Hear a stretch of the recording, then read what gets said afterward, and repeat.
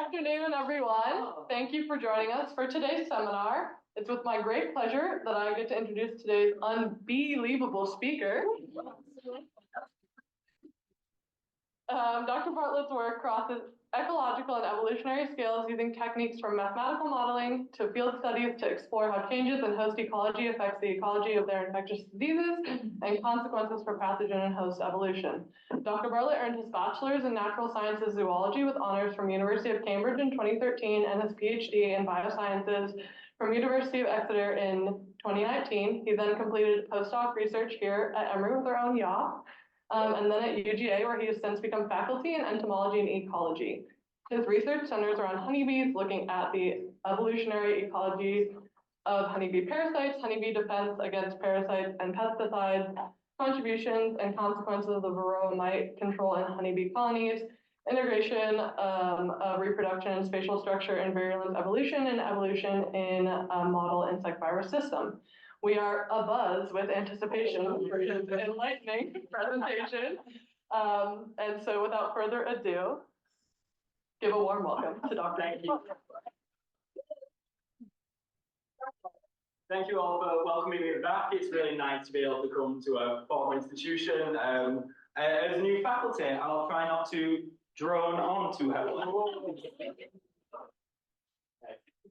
So I'm Lewis. I'm a first-year assistant professor at the University of Georgia, working kind of at the intersection of very applied agriculture. Dr. Bartlett, yes. Dr. Bartlett, you're muted, and I think that's what the chat is saying.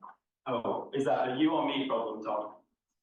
I no, see that it says that you're muted. No, you're fine. I'm fine. Never mind. Yeah. I lied. That's okay. Always got my back. That's right, exactly. So I'm about a year into starting my lab, and we're now just adventuring into some of the topics that I originally wanted to do for my postdoc that got banhammered by COVID and are now being able to reassign to my grad students. So this is going to be a kind of tasting platter of the things I've been working on over the last 2-3 years maybe, and the directions I see them going, just to do the kind of obligatory. You may just have to click in the screen, then go on. The obligatory funding acknowledgement. So in the first kind of 2 years of the lab, these are my variety of funders, a bunch of seed funding from UGA, the Farm Bureau of Georgia, supporting a lot of our work in kind of rapid response to new invasive problem parasites in honeybees. The Georgia Beekeepers Association, who I work really closely with, they have these cool novelty license plates. You might have seen the billboard for one on University Parkway, if you're heading kind of down into Atlanta that way. They fund a lot of my lab's work to get preliminary data to go in for larger grants, as well as Project Apis mellifera and the National Honey Board, the North American Pollinator Protection Campaign, Foundation for Food and Agriculture Research, as well as the USDA so far. And the work I'm going to talk about today has mostly been done in the last couple of years under my supervision in the lab, prior when I was a postdoc, and now as faculty. So one slide of gone but not forgotten, the 3 undergrads and the 1 master's student who contributed to some of the work I'll talk about today, as well as the current lab, my technicians on the left here, Jack, Jesse, and supervisory team Bandit, Jennifer Berry, who's worked at the B Lab for quite a long time now and is finishing up her PhD immediately before retirement, as well as 4 of my current 6 grad students have contributed work towards what we're going to talk about today, which is our superstar organism, the honeybee, best insect on Earth, in my opinion. We're going to focus on a couple of aspects of honeybee biology, immunology, physiology, and toxicology, the kind of intra-organismal scale, and 3 focuses of introductory work I've started that I'd like to feature. This use of exogenous hydrogen peroxide and reactive oxygen species as a colony-level immune investment in honeybees, which has been explored a little by other researchers, but has never really been drilled into, and is something I'd like to make progress on. Work that we are participating in on immune priming and the so-called bee vaccine that's been developed here in Georgia by Dale Animal Health. It's been featured a lot in the media and is something we're involved in, so I thought I'd give a little bit of time to that. As well as accidental work, essentially, that we did looking at the importance of pesticide and environmental stresses as immune inhibitors in this organism that better explain some of the spatial or temporal patterns that we often observe when looking at their epidemiology, and really drilling into how the pesticides in the environment can drive parasite dynamics in this system. And then we'll talk a little bit about one particular focused parasite, Varroa destructor, which is an ectoparasitic mite of honeybees. It's a vector of very particular viruses. And we'll take a little bit of time just to talk about this host parasite pair, because it's a little bit unusual. It deviates from classic host parasite theory in a couple of ways that's been occupying my mind, bugging me, one might say, for a while. And then we'll talk finally about an evolutionary scale approach that marries science and industry, kind of breeding for better bees, and some of the pitfalls I am wary of, and some of the successes that we might see in driving post-evolution in this semi-managed system. So why do I spend all this time working on infectious diseases of honeybees? Well, as a social organism, they live in these very highly controlled, dense societies that are not only very comfortable for them to raise their babies, but also provide ample opportunity for pathogen growth and transmission. These are environments that are held at very stable temperatures and humidities with very high densities of individuals, leading to high degrees of crowding and clustering even, providing ample opportunities, such as this trophallaxic behavior here, for pathogens to spread between individuals at extremely high rates. Honeybees, in short, don't know how to socially distance. Not only do they spend about half their lives French kissing one another, but it even extends up to the polycule level. In addition to this, the environment that they're sharing all of these diseases in is also the environment where they're raising their very vulnerable juvenile stage. So these larvae, as featured here, have no constituent reliable microbiome. They're very immune depauperate. The immune genes in honeybees are grossly reduced compared to other insects, and they have very few defenses against infectious agents at this stage, and so rely on a social immunity approach in order to keep this very vulnerable, fast-growing larva well defended from diseases. So given that bees don't know how to socially distance and that infectious disease is everywhere and in many forms in this system, they have this very vulnerable developing larval stage, and there's an importance of keeping the colony clean, even if it's not sterile. It's perhaps unsurprising that honeybees have become, in my opinion, quite evolutionarily creative in ways that they approach defending themselves against parasites and pathogens. And for me, that's an evolutionarily interesting topic, but also something that we can potentially intervene on and manipulate in order to better serve agriculture and beekeepers by better understanding the host organism, and so allowing honeybees to kind of help themselves in the face of all the stressors that they face in the modern agricultural world. So the first of these I'm going to talk about is hydrogen peroxide, specifically in honeybees, although it's starting to prop in to other areas of social insect study and wider pollinator study, in my opinion. Honey is kind of famous as an antimicrobial agent. You see these news stories about how we'll dig jars of honey out of ancient Egyptian tombs and can technically still be eaten because it's got an infinite shelf life, and how it's used in wound care, for instance, to help treat difficult to treat bed sores. And there's many multiple mechanisms that contribute to this antimicrobial ability in honey. One is low water content, which prevents yeasts, for instance, from proliferating. There's a lot of plant secondary compounds, chemicals that the bees gather in order to medicate themselves against disease. What's in nectar? It's kind of a big open question in this system. I'm not going to feature that. Instead, you should buy Dr. DeRue's book and read about that in chapter 9, I believe, once it's released. And for a long time, kind of since the 20th century, there was this mystery force, this mystery chemical understood to be in honey that was somehow inhibiting microbial growth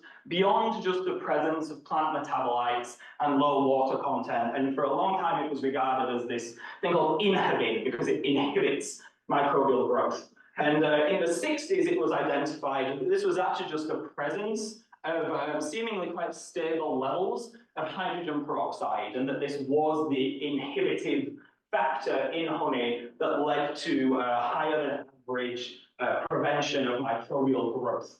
And so this potentially quite complicated inhibiting mechanism was actually a very, very simple kind of reactive oxygen species mechanism, an aspect of immunity that's seen across basically all of life on Earth. And honeybees do this in the exact same way as most other organisms. They use a glucose oxidase enzyme to catalyze glucose into gluconic acid. This is just with its fancy organic chemistry name, and hydrogen peroxide. What's interesting about honeybees is they do this exogenously. They secrete glucose oxidase into honey, and this glucose oxidase persists in the honey, and when water content drops and allows this chemical pathway to open up, it begins producing hydrogen peroxide as a secondary defense against microbial growth inside the honey. I hypothesize, I've not yet shown, I have an eager grad student working on this right now, that this is really important for when honey is mixed into the larval diet, and that this is acting as a defensive mechanism that the larvae experience inside the colony in order to help maintain a very sterile environment for that vulnerable croissant-like shape of a baby honeybee to prevent infection from fungi in particular, but also that we don't get things like yeasts soaking up all the nutrition that they're provided with. And this has been investigated a couple of times by different labs across the world, perhaps unsurprisingly. We identified this as an important thing that honeybees do in honey chemistry in the 60s, so perhaps it's unsurprising that many labs have looked at it. This work out of Catherine Allen's lab showed a bunch of kind of basic principles, and the thing that I always take away from this paper is that it's really expensive for the honeybees to produce and then secrete this glucose oxidase enzyme to place in the honey. It's a very heavy investment, and that when you isolate bees or you reduce the number of bees in a microcolony on an individual basis, they ramp up their production of this glucose oxidase to try and mitigate the effect of a reduced population. So this suggests that there's some minimum amount of hydrogen peroxide, or at least glucose oxidase, that they are attuned to see in the colony, and that they will ramp up production of it if you reduce their density, but that this is very protein-wise and metabolically expensive to produce. So they're investing a lot at a social level in this collective defense against pathogens, which is something that we see in a whole manner of social insect systems, but this is quite an intriguing one to me. Similar work by Margarita Lopez Uribe when she was in Mike Simonic-Finstron's lab showed that this was mostly constitutive, that infecting honeybees with particular pathogens or exposing them to fungal spores, for instance, doesn't increase their production of this glucose oxidase enzyme. They constitutively express this throughout their lives, and it doesn't seem responsive or inducible based on the microbial environment that they experience. And so they're investing a lot in this immune mechanism regardless of the presence or pressure of pathogens in the environment, which likely means it's an important part of understanding the overall health of the hive. So it's costly, seemingly at least in part constitutive, and in my opinion, very under-researched. I've reached out to most labs that have published on this, asking why they stopped, and they simply said that they never got the results they expected. Their leading hypotheses were always contrary to their results, and they kind of all gave me their blessing to take this as something to try and champion in my new lab. So we've been doing this for the last couple of years, mostly led by undergraduate research so far. This is a simple Fox-based assay where we use colorimetry, so conversion of ferrous oxidase between different color states to characterize how much glucose oxidase or hydrogen peroxide is in a honey sample, with the very purple specimens here showing really high hydrogen peroxide concentration, and the normal kind of orangey fulling colored ones showing very low hydrogen peroxide concentration. And moving down this plate along the rows A through G here, we see different honey samples. and then different concentrations. So there's a great variety of concentrations that we observe depending on which colony we sample, when, and what they're foraging on, which leads me to potentially link the nutritional status of the colony, or at least what nectar they're foraging on, to their ability to furnish the colony with this socially invested defense. If we can understand that, perhaps we can intentionally feed them things that make it easier for them to produce or maintain an appreciable level of hydrogen peroxide in the hive, and maybe that will reduce defense, reduce pathogen incidence by increasing defense. We know that this hydrogen peroxide acts as a defensive element in the colony, thanks to work done by Lydia McCormick when she was an undergraduate here at Emory some years ago before I joined the bee lab, when she was in Barry Brody's lab, where she did a series of assays using a parasite, small hive beetle, another aspect of honeybee health that I work on, where she fed them either diets supplemented with additional hydrogen peroxide, going up to about 4,000 micrograms per milliliter. Sorry, the legend's missing up here. And then also a diet that was treated with catalase enzyme. Catalase removes hydrogen peroxide from the solution that it's introduced into.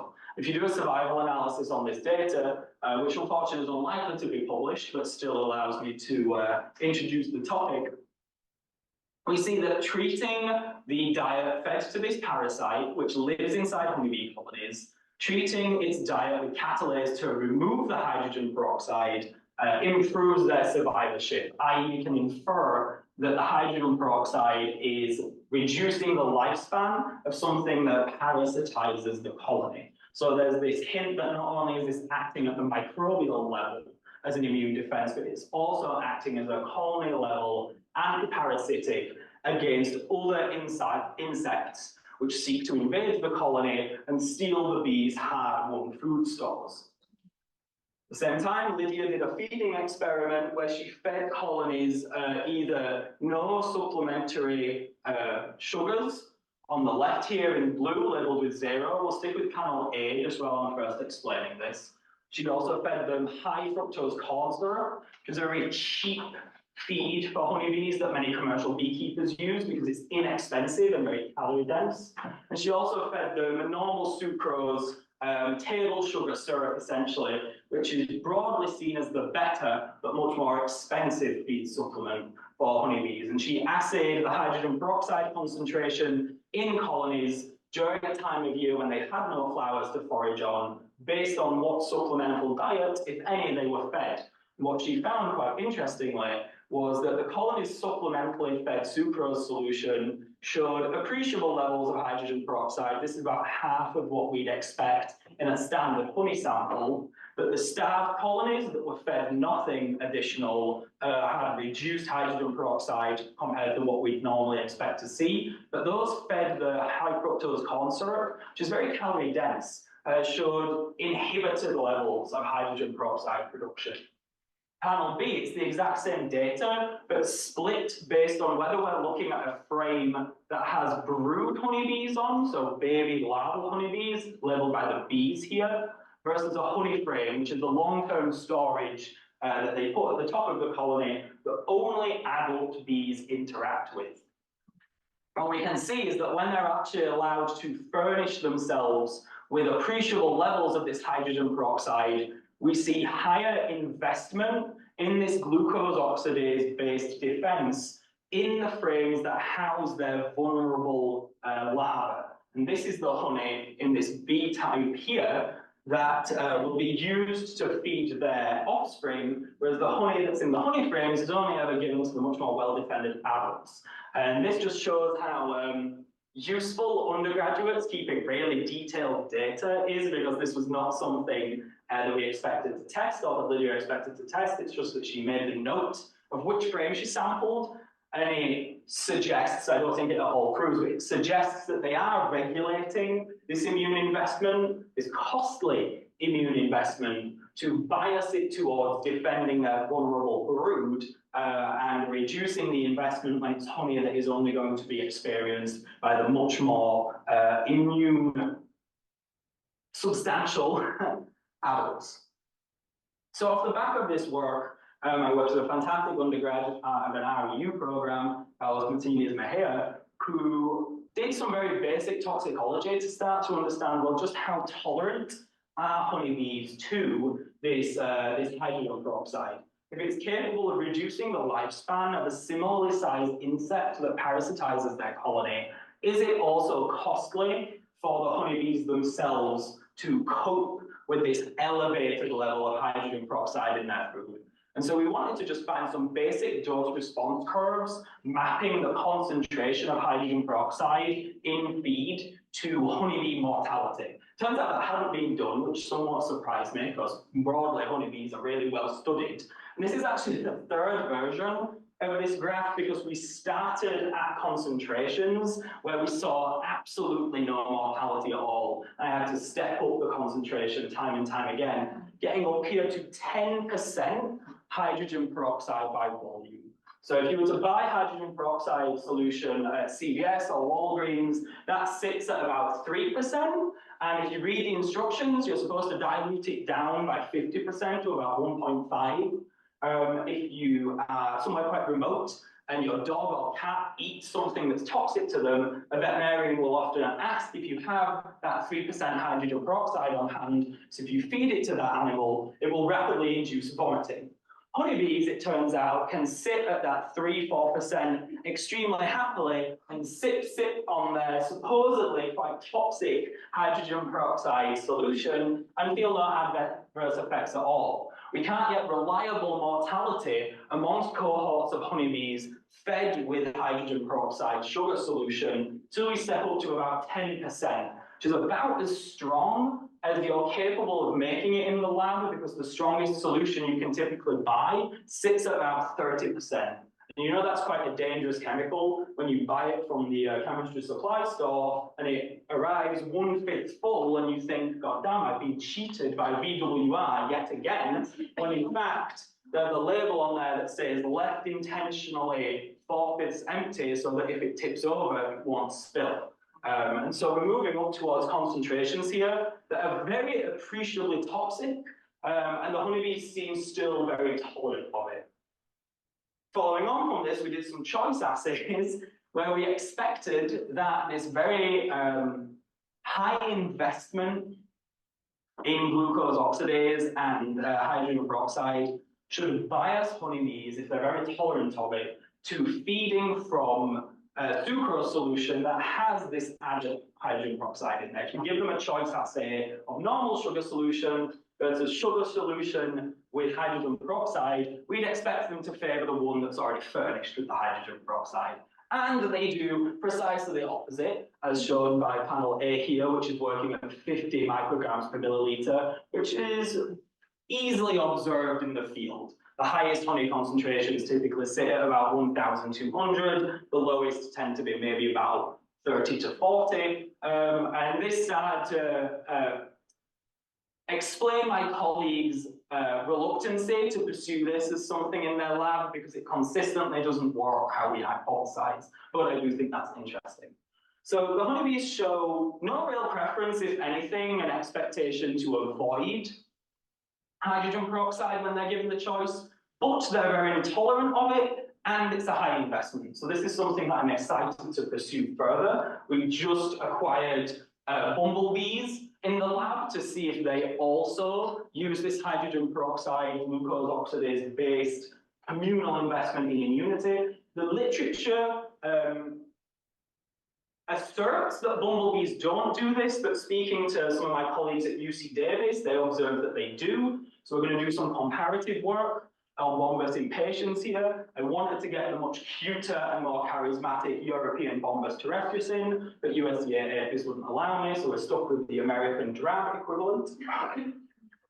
It's also phenomenal work being done at other labs, showing that ants also use this in part of their hygiene behaviors. Here's an ant carrying off a dead compatriot.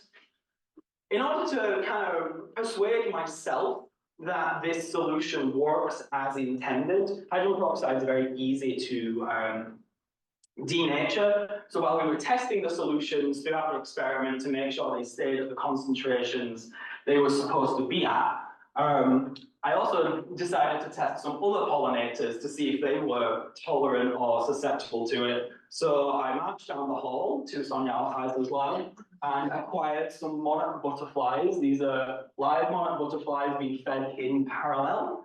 And fed them similar concentrations of hydrogen peroxide, and they also tolerated it extremely well, with no observed increased mortality in them. Now, monarchs are like the hulks of the insect world. They're really hard to kill in certain ways, despite all the conservation concern. And so this has led me now to looking into whether or not this is tied to nectar feeding. And there's shockingly little literature looking at whether or not plants also use this in order to defend and regulate their nectaries against microbial incursion. The few studies that do look at it tend to find actually quite high levels of hydrogen peroxide and reactive oxygen species in the nectaries. And so I'm hoping over the next few years to delve into whether nectar feeding as a strategy predisposes insects to evolve high degrees of tolerance to this hydrogen peroxide, and that allows these social insects to then co-opt it as a socially immune mechanism. Okay. We're going to talk a little bit about other aspects to honeybee health that we're working on at the individual level. One is this bee vaccine that we've been working with in partnership with Dale and Animal Health. They're based in Athens, Georgia, on UGA's campus.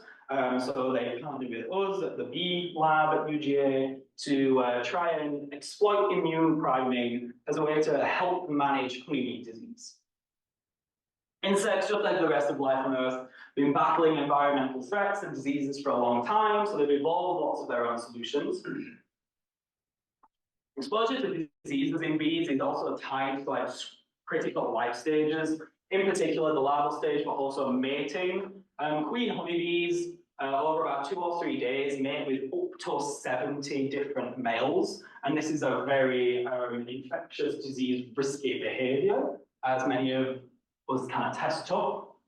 And so there's important acquired immunity that goes into them defending themselves against catching viruses or infectious agents during this. And part of this is immune priming. Insects don't have acquired immunity quite in the same way as us, but they do have their mechanisms. And this was first shown in what we call transstadial priming, where a larva exposed to an infectious agent, it survives, leads to an adult that is more resistant to that same infectious agent. It's also transgenerational, whereby if we expose, in particular, female insects to a particular pathogen and they survive that infection, their larvae show heightened resistance specific to that pathogen, which suggests some degree of kind of acquired immunity. We also see this happen sometimes with the males, but that's a mysterious and poorly understood mechanism that goes on there. This has been well studied in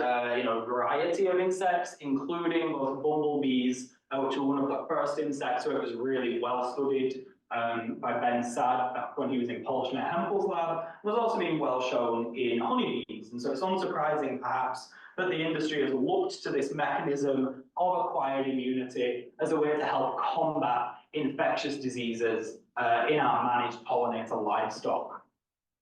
And so we can see this to certain bacterial diseases in honeybees. There's all sorts of exciting work going on in the last couple of years, this one from January 2022, exploring different timings, whether or not younger queens are better at acquiring immunity than older queens, whether we can get them to acquire this immunity while they're still larvae. So far, I think most evidence is pointing towards them having this very specific window of optimal priming right around when they're going on these nuptial flights, encountering lots of males and acquiring the sperm that they'll need for the next 5 years of their life, which allows us to really hone when we deliver that vaccine from a demographic perspective in order to maximize its efficiency, which has a nice parallel, I think, actually, to parts of human epidemiology that I stay far from, in terms of timing when a vaccine is delivered to an individual in order to maximize the immunity that it acquires. So that's work I'm doing. I can't say any more than that because I've signed my life away in non-disclosure agreements to this company. So I don't have any exciting results for you, but just know that it's happening. Okay. The third part of this intra-organismal approach that I'm taking is integrating honeybee immune capacity and function with the environment that they experience outside the colony. It's been known for a long time that pesticide exposure is associated with worse disease outcomes in bees. Honeybees that are placed in a context, either agriculturally or otherwise, that leads to high pesticide exposure typically mean that they experience worse disease symptoms, higher parasite counts, higher disease incidence. There's some putative mechanisms that I've come up with. Often we see a negative transcriptomics relationship between detoxification genes and immune genes in insects, but I don't think that's particularly well established. And pesticides are really difficult to manage from a beekeeping perspective because they're simply out of the environment.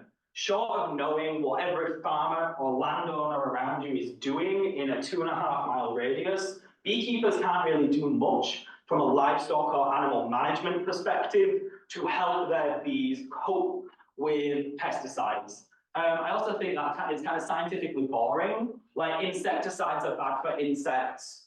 Does that need to go into nature? Apparently, but I don't think that's a surprise to anyone. But that doesn't mean it's a problem we don't need to solve. And so one thing we've been investigating at the Bee Lab for a long time, prior even to my arrival there, was the importance of genetic diversity inside the colony. I've already talked about how many different males a queen can mate with. The number of different males a queen encounters during her mating flight is often a strong predictor of the health and vitality of that colony, mediated, we believe, by the amount of genetic variation within the colony as a population. So the more fathers contribute to that worker pool, the more genetically diverse the worker pool is, the better that colony functions for a variety of reasons. We were investigating, and some far funding, whether these genetically diverse colonies typically cope better with pesticides. Now, as we were doing this work, one of my favorite things happened in science, which is as I was writing up this paper, someone else published something similar but different enough to completely inform how I approach writing it up. And that was this Italian lab who did entirely in vitro work, dosing larval bees with sublethal doses of a specific neonicotinoid, clothianidin, and showing that this clothianidin exposure acts as an immunosuppressant, and that by virtue of that immunosuppressive activity, these ectoparasitic mites that feed on the developing larva and the pupa had higher fecundity. So the parasites feeding on pesticide-exposed bees tend to have more offspring, and so the parasite population grows at a faster rate, was their assumption. They only did this in vitro in the lab. There's not been any experimental test of this. It turned out we were running an experiment testing this accidentally already. So we did what's called a brood mixing study, where we intentionally reciprocally transplanted developing bees between colonies to artificially elevate and manipulate the genetic diversity experienced by some of those colonies, using quite fancy back crosses, essentially. And then force-fed pollen that we either intentionally spiked with pesticide or did not, using kind of sublethal field-relevant concentrations. So here's just a kind of schematic of that, showing either clean pollinating colonies or spiked pollinating colonies, and then genetically diverse versus genetically homogeneous colonies. And then we just assess them for a whole range of health metrics, looking to see if the presumed negative effect of the pesticide was ameliorated somehow or lessened via the increased genetic diversity. What we're really looking for here is an interaction effect between whether or not there's pesticide and whether or not genetic diversity is higher. What we incidentally found was that across about 22 different health assays, the only negative effect of the pesticides that we could find was via this parasite. So this varroa destructor, this ectoparasitic mite, that's a bane of beekeepers worldwide. Colonies fed this pesticide had elevated levels of this parasite, and that was the only negative effect of this pesticide we could find. They raised their babies just as successfully. They were just as good foragers. There was no difference in longevity. Their hypopharyngeal glands were the same size. The only thing this pesticide did was increase the parasite pressure in the colony. This was true comparing between pink and red or blue and purple to compare between the presence of the pesticide. This was true whether we looked at the whole parasite population by doing a kind of collection of dead mites, or whether we looked on a per capita basis by taking a sample of approximately 300 bees and counting how many parasites were on those bees. And so we saw a significant increase in parasite counts when we introduced a pesticide, comparing the control to the pesticide only, and comparing the mixed colonies to the mixed plus pesticide. This wasn't in any way ameliorated by the genetic diversity.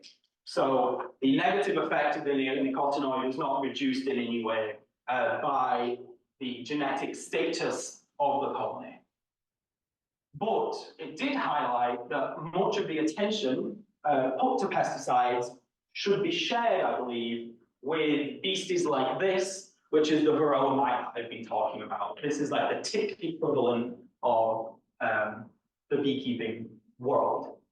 It's an ectoparasitic mite. It's quite new and invasive. It recently jumped species kind of a century ago, arrived in the US in the 80s. One of the reasons it's so damaging is it vectors a very specific virus, and that virus is now highly virulent, having readily adapted to a vectored lifestyle when previously it was mostly directly and sexually transmitted. Varroa mites, also in a host parasite context, are also really weird. And this comes down to how they interact with their host, in my opinion. I've been spending more time recently on thinking about varroa mites, not from a beekeeper's perspective. I've been beekeeping 12 years, so I've known about varroa mites as long as I've been a biologist. And only more recently, some of my colleagues have been pushing me to look at them more thoroughly from a kind of host parasite perspective again, which is something that I was good at doing 10 years ago. I kind of got lost in the beekeeping source over the last 10 years and forgot that I'm also an evolutionary biologist. So, the varroa mite reproduces by invading honeybee larval cells right when they've done growing, but they're about to pupate, at which point the worker bees seal them up in these little wax cells defended from the environment and nature. They feed on the developing pupa, during which point all their reproduction happens. So a single reproductive cycle of these mites is pinned against the length of time it takes a bee to develop from a larva or a pre-pupa into an adult, which is about 14 days. This is what that looks like inside a cell, with a varroa mite here attached to a developing bee pupa. Because these bee pupa are sealed inside a wax cell, the varroa doesn't have the option to leave. Once it's done reproducing, its reproduction time, its generation time essentially, is pinned against an aspect of host biology. So there's this inherent limit to some degree in the generation time of the parasite. It's also huge compared to the size of the host. It's about 1/300th the mass of a honeybee. Given that many of these can parasitize the same bee at once, that's actually quite large. It's one of the biggest ratios in mass between host and parasite that we know of. Usually I use it for like children, but I should have brought it today, a 3D printed version that shows just how big a varroa would be on a person, but it's larger than my hand span for certain. It also outlives the host. Varroa have a longer lifespan than your typical honeybee, which is wildly unusual for a host-parasite relationship. And I think this leads to lots of cool questions that we've been trying to explore for the last 10 years, and I'm finally being able to come back around to. One of these is, can the superorganism outgrow the parasite population? The parasite population is limited in its growth rate based on this generation time pinned against the host. It's quite long-lived. It's a slow-moving parasite. If you double the growth rate of a honeybee colony, do you essentially dilute down the parasite by outgrowing the parasite population? And I think that's quite a cool evolutionary question for social insects more broadly. Is there this underlying driver towards large, fast colony growth to outpace some of these slower growing parasites that try and exist in the colony at the same time? I also wonder if this is why population collapse in this system is so easy, because if you have a parasite that outlives the host, any change in host population in the negative direction, where the host population shrinks, leads to a very, very rapid concentration of the parasite, where you don't get any kind of classic lock of Volterra mapping, because the parasite lives far longer than the host does. And so these are the kind of things we're looking to tackle over the next couple of years, hopefully from a theory base, if I can get the right postdoc. Otherwise, I'm going to have to break open my theory notebooks myself again and stumble through population biology like I was a grad student. Okay, one tie together that we've been investigating here to bring us back to the idea of genetic diversity in the colony is how the genetic diversity of the honeybee population limits varroa parasite growth. And this is something that's been well studied in bees for a long time, where these hyperpolyandrous or highly promiscuous queen honeybees are typically associated with lower disease rates in their colonies. So when a queen honeybee is out being pursued by many of her suitors during her nuptial flight, she's really just sampling the genetic diversity that exists in that local population. And so she's going to take away from that population a subset of the available genetic diversity in the form of stored sperm.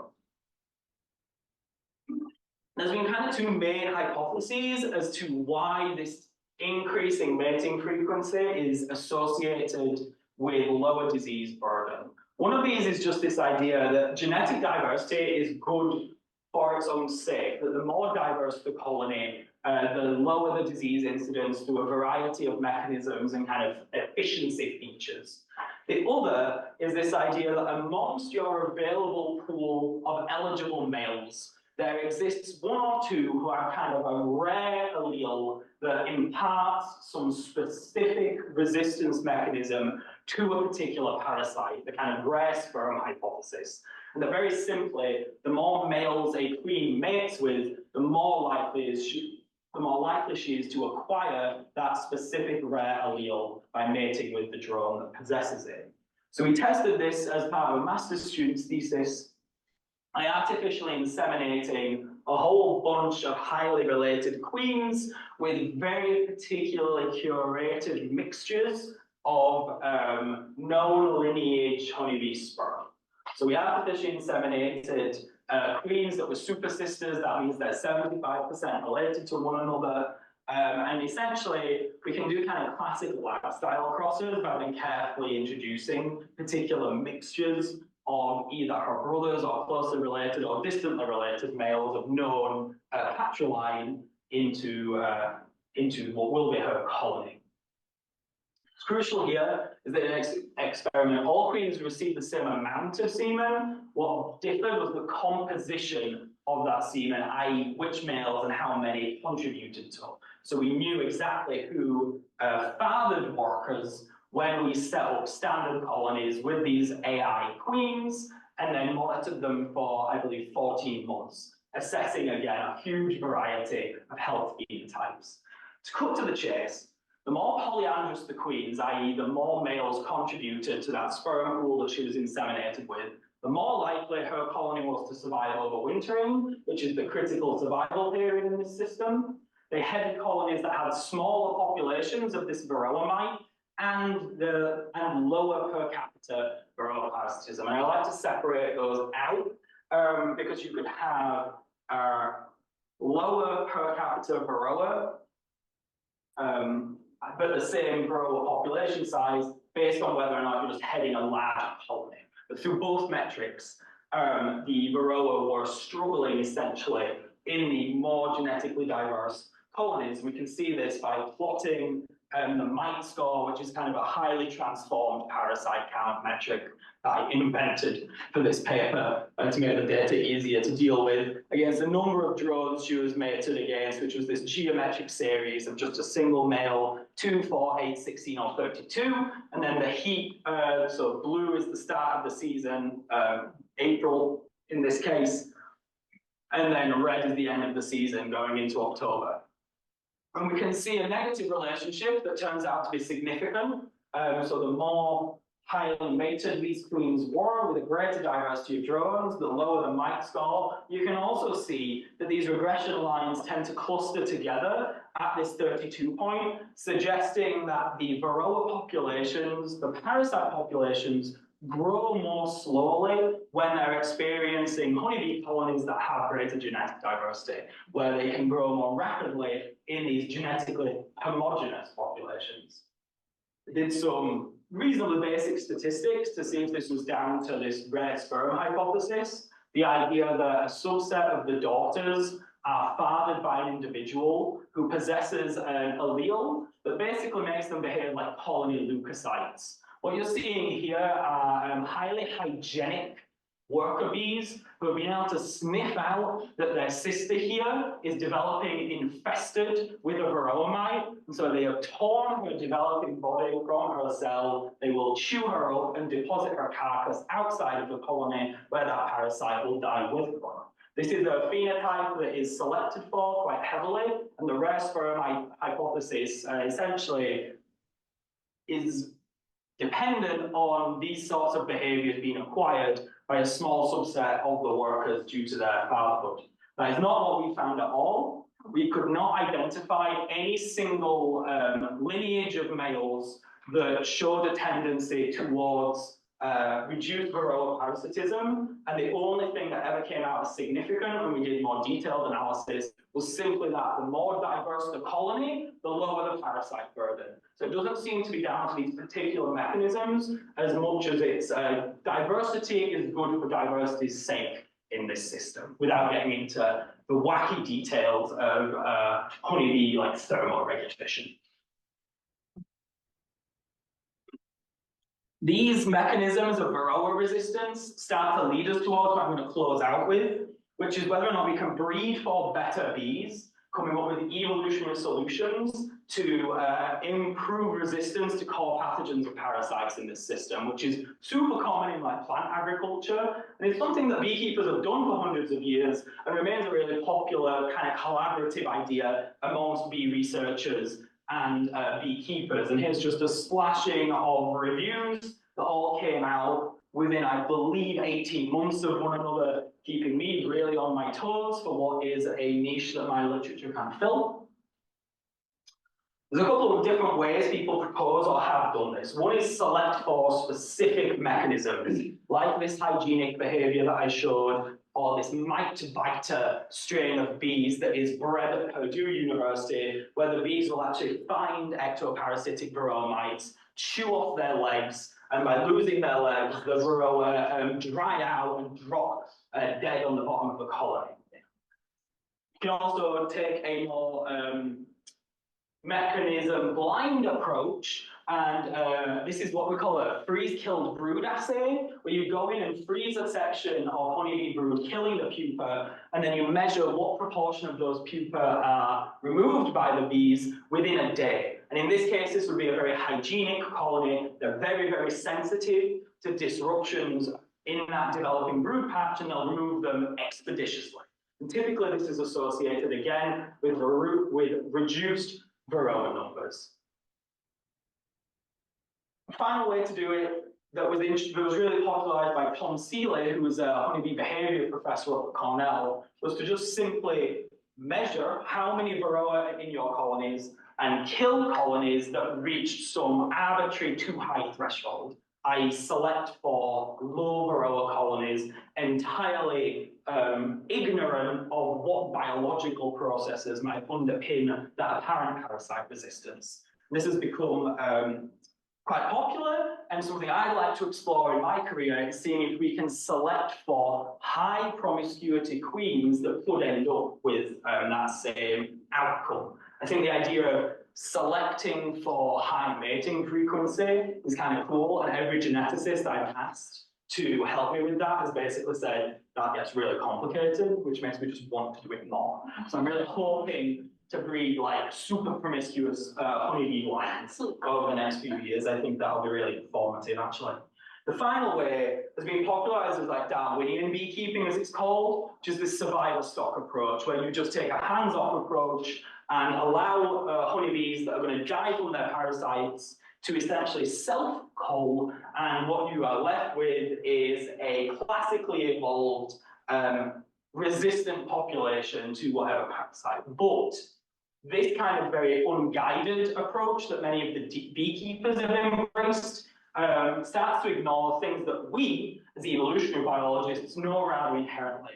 That resistance has come at a cost. If you're not intentional about how your organism is evolving, those costs might not be ones you want to pay. Many of us have heard of the so-called killer bees, which are scotolata hybrids.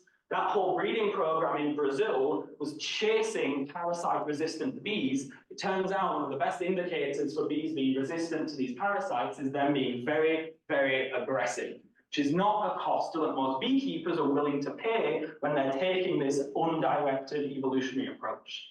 Resistance is also really evolutionary complicated through classic Red Queen style mechanisms. I don't need to explain this in this room, I think. I also use part of these slides for beekeepers, where getting them to understand this takes a little bit more walking through than the last 5 minutes of the seminar. But evolving tolerance is much more simple. It's evolutionary bulletproof, essentially. Pathogen or parasite has no little evolutionary pressure to overcome the tolerance. My favorite example of this is in lizards. This example here was given to me by Erin McGee, who's like chief lizard lassoer. She says here, where she lassos these lizards. And one might think that this handsome red patch on this lizard's ear here is maybe some sexually selected signaling mechanism. It's not. That's actually full of chiggers, and that's what we call a mite pocket, where in order to prevent the mites attaching to the eyes or genitalia or mouth of the lizard, they instead provide a happy home for those mites to live where they're out of the way. This is furnished with a high concentration of immune cells, leading to a tolerance and evolutionarily stable strategy. This is what we tend to see in examples of bees left to their own devices. So this is the island of Gotland off the coast of Sweden, where there's a well-known, supposedly for a long time, what was called a varroa-resistant population of honeybees. But it turned out that actually all it was doing was these were honeybee populations that were tolerant to the virus vectored by the parasite, which is honestly what any of us in evolutionary biology would expect the outcome to be. Which is fine for the honeybees, right? These honeybees are really happy being tolerant to these viruses and varroa. They don't really care. But we all know that this is also kind of a spiteful, competitively adaptive strategy whereby a tolerant host leads to more infected individuals in a landscape. Those individuals tend to be more infectious because they have higher parasite loads. And the pathogens in this context tend to evolve to be even faster replicating, meaning they're even more virulent when they end up in hosts that aren't the tolerant one, like the other bees that exist in the landscape alongside our honeybees, such as this very skeptical looking bumblebee here is very worried as to what tolerant honeybees might lead to. And we've known since the early 2010s that honeybees readily share their pathogens and parasites with wild bees that coexist with them. This includes viruses like the thorn wing virus here that are vectored by these varroa mites. And this has been very well studied by my former lab mate, Robin Manley, who essentially proved that the presence versus absence of varroa mites in honeybees is a significant predictor of the abundance of viruses in neighboring bumblebees, even though that varroa mite is incapable of directly parasitizing this bumblebee. And so when we're taking an evolutionary approach to beekeeping, such as this review that Yap and others co-authored at the start of my PhD, to be very, very careful about not ending up with beekeepers inventing tolerant honeybee stock that might look very healthy and resilient in the face of things like varroa mites. So these might actually be horrendous ecological biohazards for our equally valued neighbouring wild bees. This is something that I'd hoped to have this out by now. I've been working on this review for like 15 years, it feels like. It's actually just 5, but still. But here's a diagram kind of dressing down 4 different outcomes we see being possible in this system, where bees can be tolerant to viruses, and by virtue tolerant to varroa. They can be resistant to varroa, and by virtue resistant to viruses. In this lower quadrant here, can be resistant to the virus, tolerant to the varroa. There's different outcomes that we need to be very intentional in educating beekeepers on, so they can be directed into more ecologically sustainable and responsible outcomes for all their bees, so that we don't end up with tolerant honeybees in the landscape, seeding every flower with deadly viruses that will devastate our native bees, and instead pursue options that lead to reduced sickness in our honeybees, helping to shield our native bees from spillover. And with that, I think I have at least 1 minute for questions, and thank you all for showing up. It's been really fun talking to you all.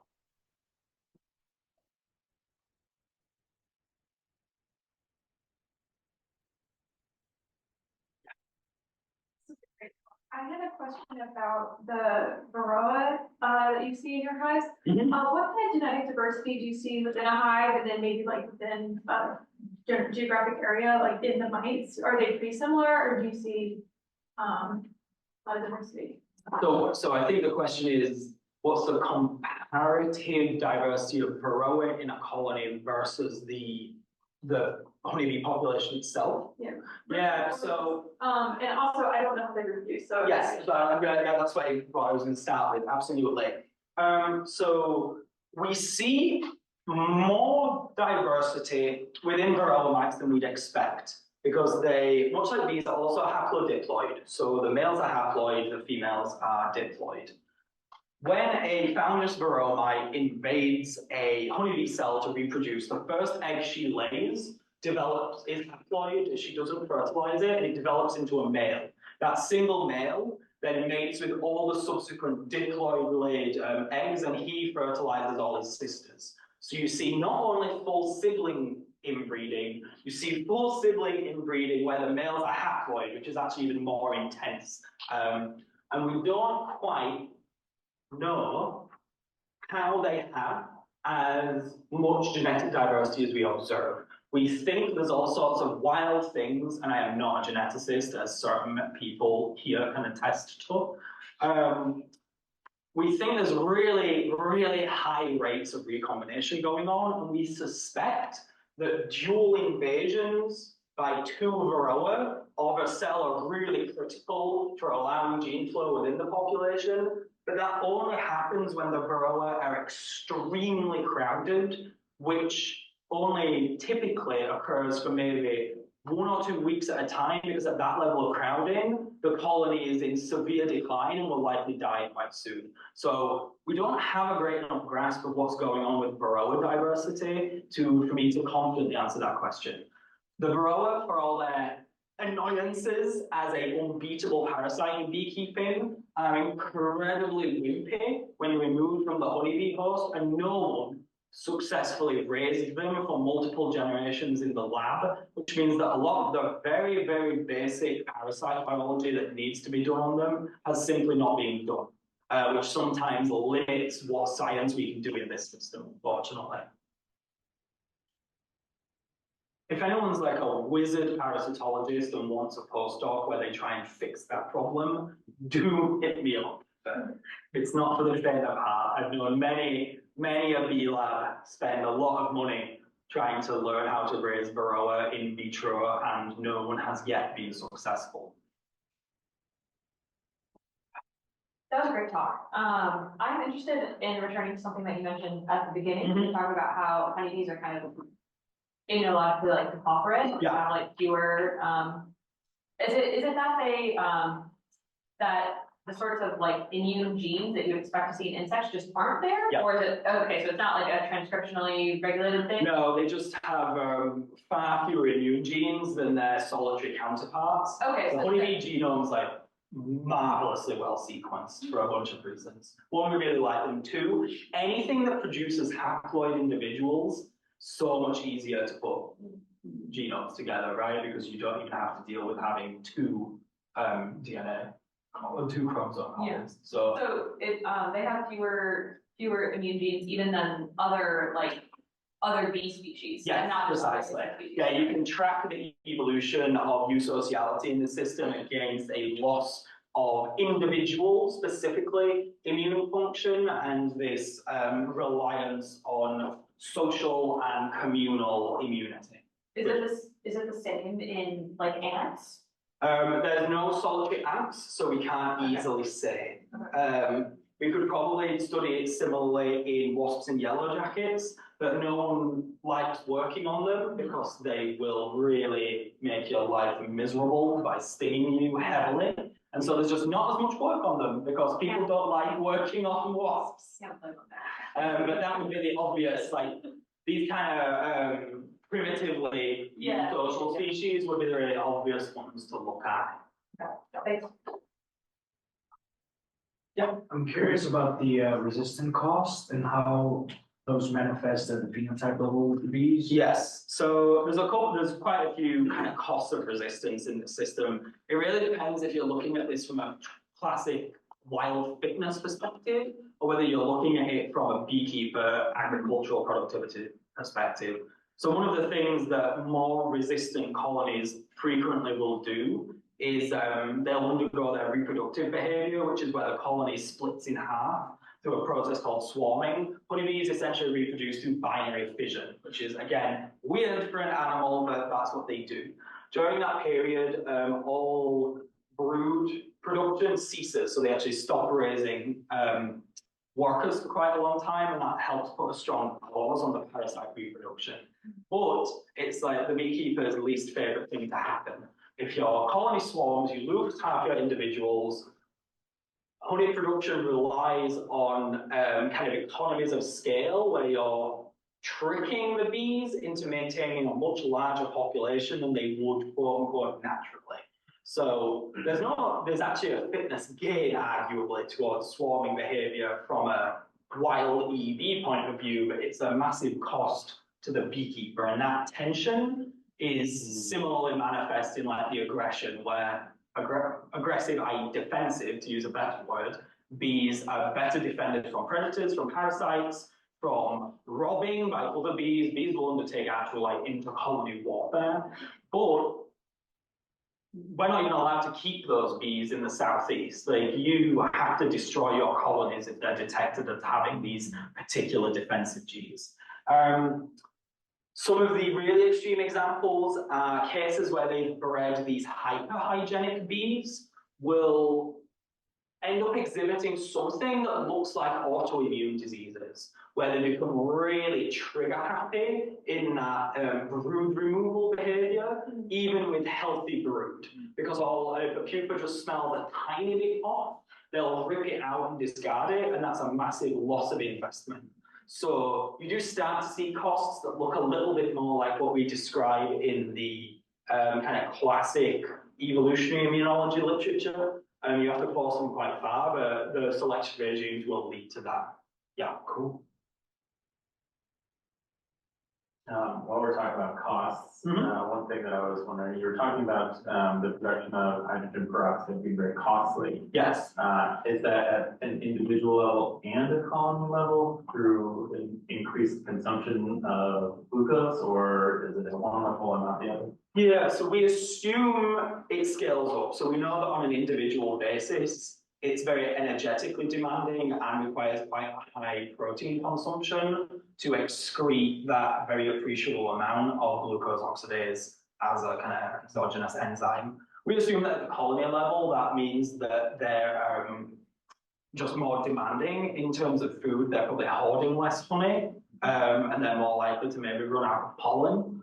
I don't know that anyone has even started assaying that kind of thing, but I'm keen to start.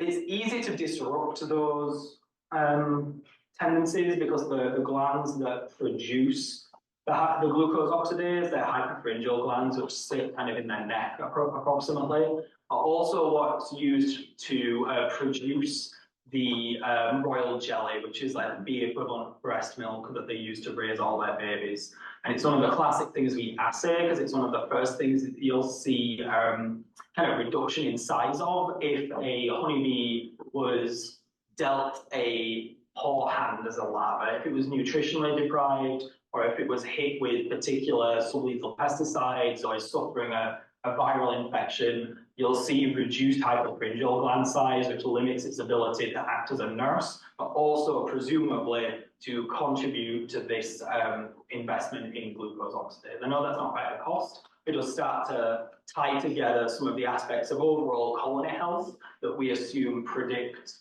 their ability to do this defense. Does that kind of speed up the progression through the different stages of like nursing and forward? Ooh, great question. It depends on what their sisters are doing. If your whole cohort has crap glands, you're just gonna have to pitch in anyway.